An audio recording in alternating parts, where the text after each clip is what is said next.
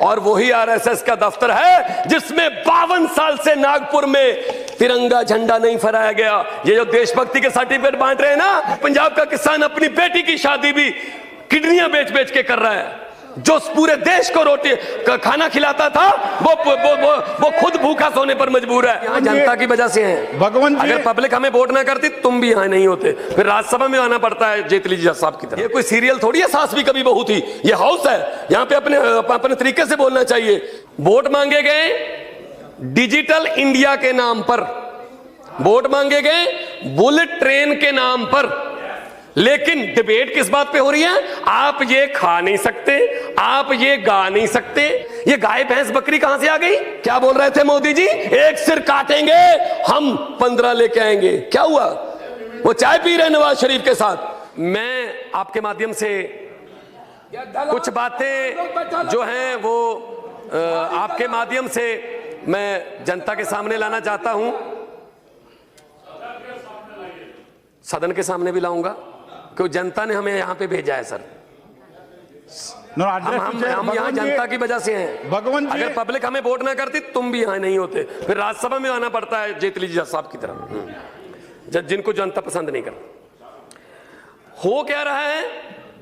Vote मांगे गए digital India के नाम पर, वोट मांगे गए बुलेट ट्रेन के नाम पर, लेकिन डिबेट किस बात पे हो रही है? आप ये खा नहीं सकते, आप ये गा नहीं सकते, आप ये पहन नहीं सकते। ये गाय भैंस बकरी कहां से आ गई? एक तरफ तो डिजिटल इंडिया की बातें कर रहे हैं, दूसरी तरफ से हमें मेन्यू भी बीजेपी के ऑफिस से मिलेगा। क्या खाना है? गुलाम अली का गाना सुनना है या नहीं सुनना है? ये नफरत की राजनीति आ गई है। नफरत की राजनीति कैसे आ गई है यहाँ पे? किसानों के लिए क्या किया? 1,14,000 करोड़ उद्योगपतियों का माफ कर दिया गया कि ये उद्योगपति हैं, ये पैसे नहीं दे सकते।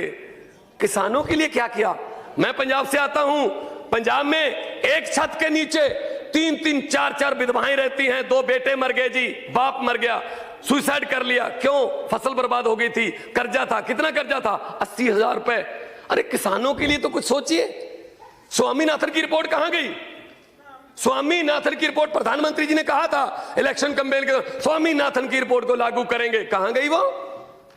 कुछ नहीं है। पंजाब का किसान, आपको ताज्जुब होगा कि पंजाब का किसान अपनी बेटी की शादी भी किडनियां बेच बेच के कर रहा है।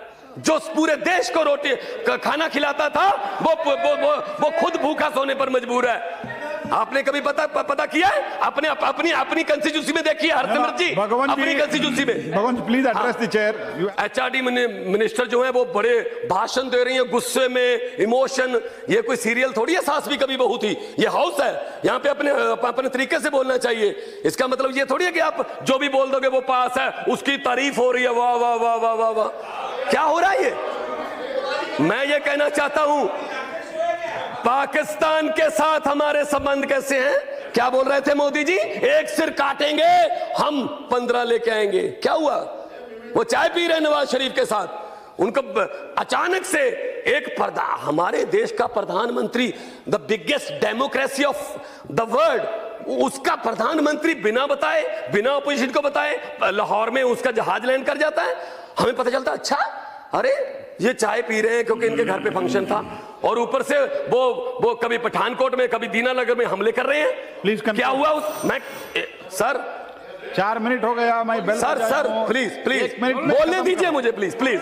हाँ, और प्रधानमंत्री जी जाते हैं आरएसएस के एक फंक्शन में, वहां कहा जाता है कि ये बहुत ही सच्चे संघ सेवक हैं, और वही आरएसएस का दफ्तर है जिसमें 52 साल से नागपुर में तिरंगा झंडा नहीं फहराया गया। ये जो देशभक्ति के सर्टिफिकेट बांट रहे हैं ना, ये देशभक्ति के जो हमें अब देशभक्ति के सर्टिफिकेट बांट रहे हैं, इन्होंने तिरंगा नहीं फहराया था 52 साल तक। क्यों? मैं तो यही कहना चाहूंगा आखिर में नफरत की राजनीति फैलाने वालों से कि कौम को कबीलों में मत बांटिए, कौम को कबीलों में मत बांटिए, लंबे सफर को मीलों में मत बांटिए।